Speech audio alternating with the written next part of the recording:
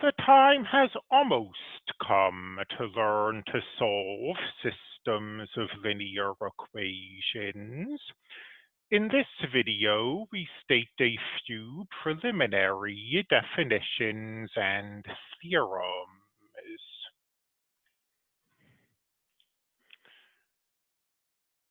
Theorem.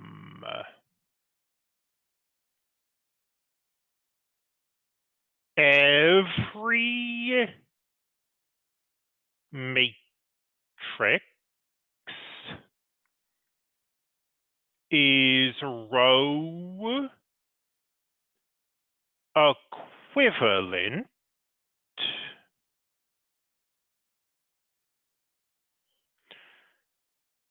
to a matrix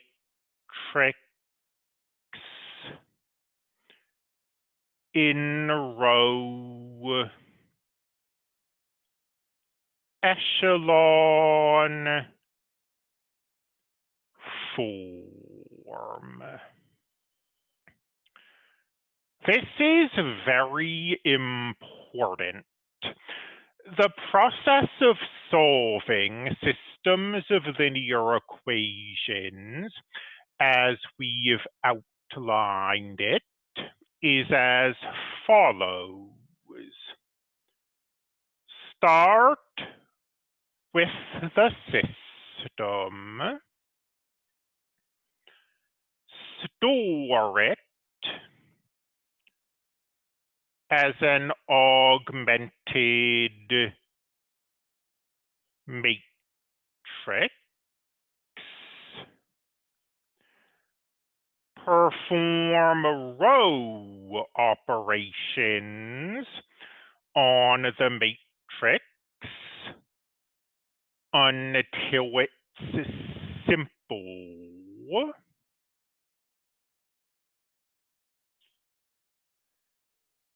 and then convert it back to a correspondingly simple system. Here, by simple, we mean in row echelon form.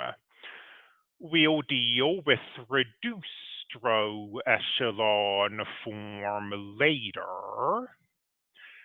And you might wonder, what if the matrix we're dealing with is so fundamentally complicated that it can't be simplified?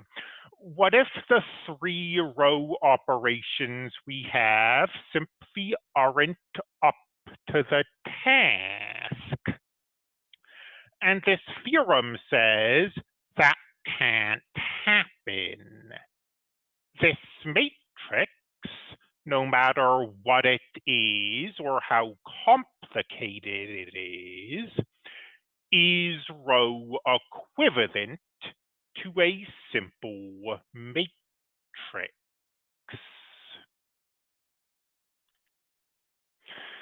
In fact, every non-zero matrix is row equivalent to an infinite number of matrices in row echelon form.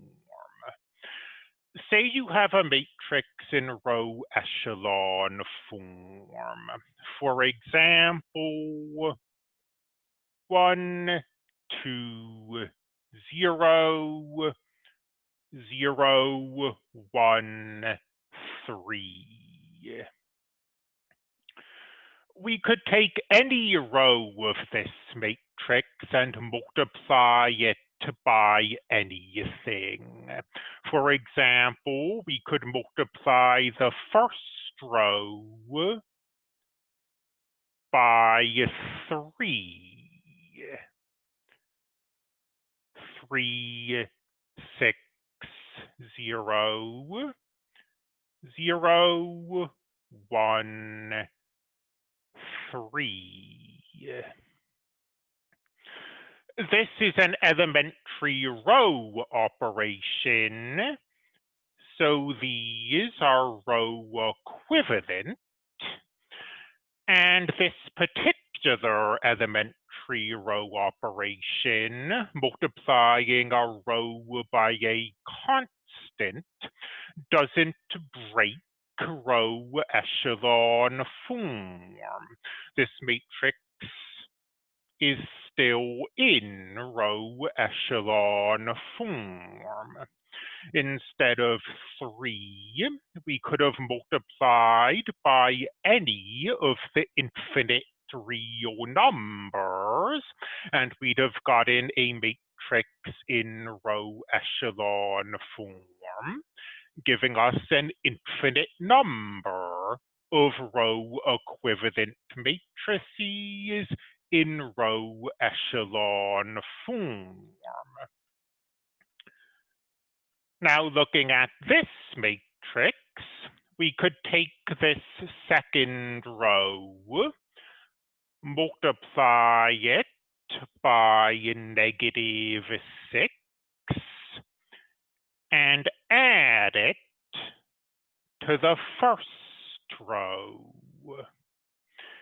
In general, this elementary row operation, multiplying a row by a constant and adding it to another row, will break row echelon form. I mean, if you're in row echelon form, this will take you out of it. This particular case happens not to. We'll talk about why I'm doing this in particular in a later video.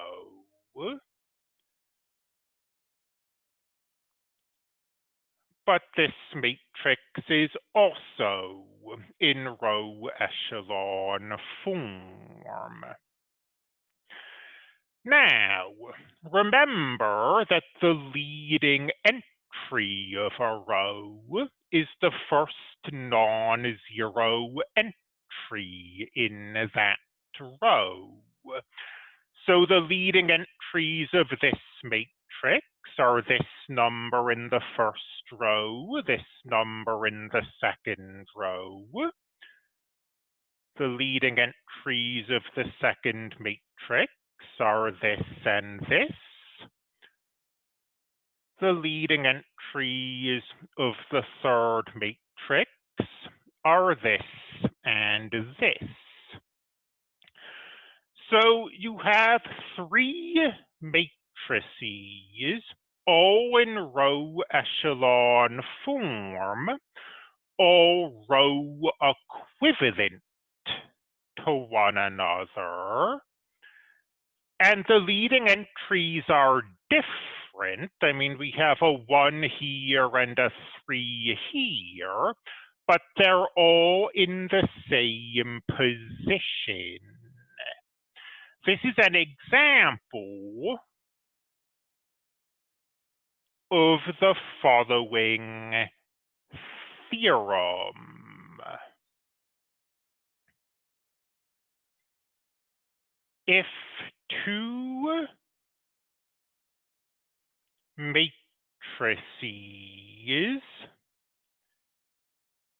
in row echelon form are row equivalent, then their leading entries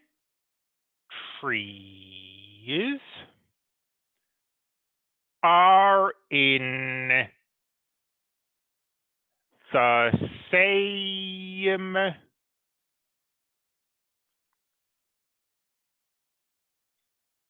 positions or locations. So here, the leading entries were in the first row, first column, and the second row, second column, because these three matrices in row echelon form are row equivalent.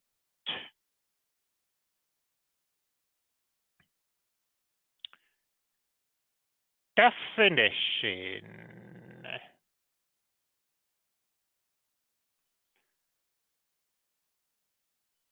The pivot positions of a matrix are the locations where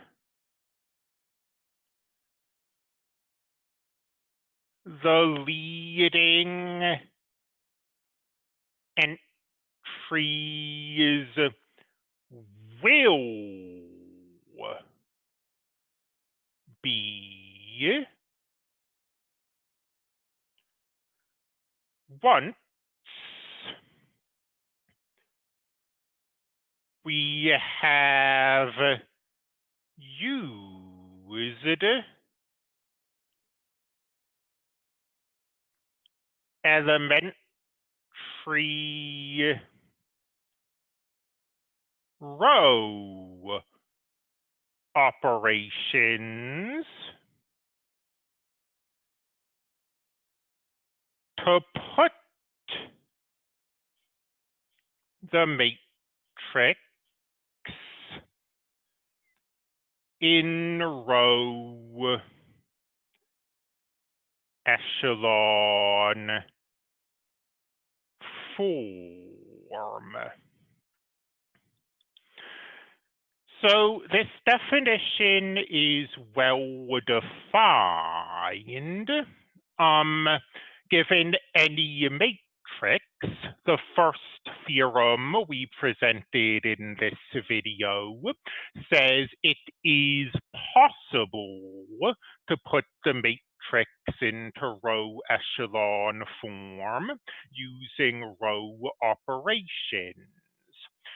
The second theorem says that even though row echelon form isn't unique, the location of the leading entries is unique.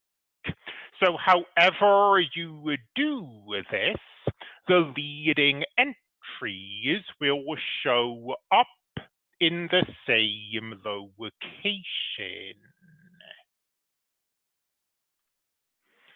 So, for example, suppose we have the matrix 1, 3, 1, 2.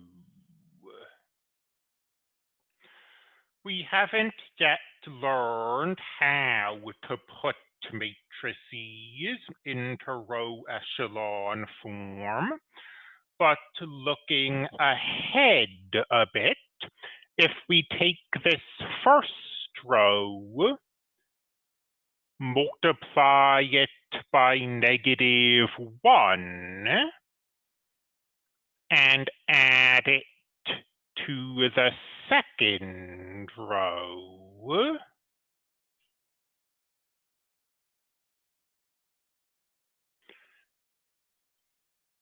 like so, that elementary row operation gives us this matrix. This matrix is in row echelon form. Its leading entries are here and here.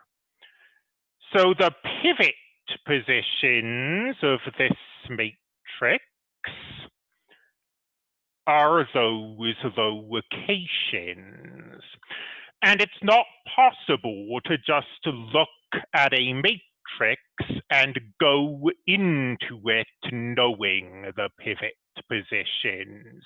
You have to first put the matrix into row echelon form, then you can read the pivot positions off.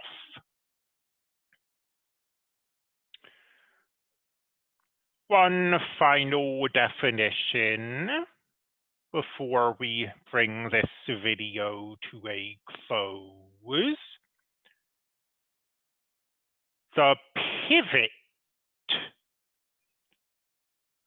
columns of a matrix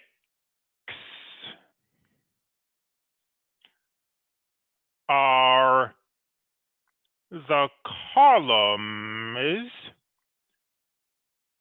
containing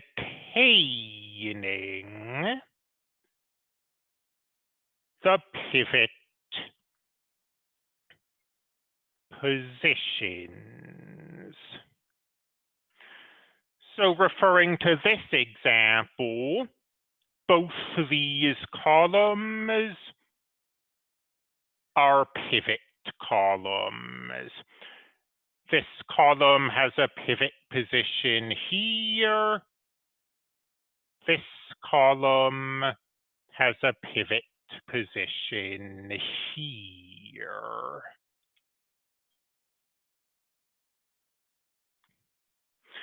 In this video, we have stated several theorems involving the leading entries of matrices. We have also defined pivot positions and pivot columns.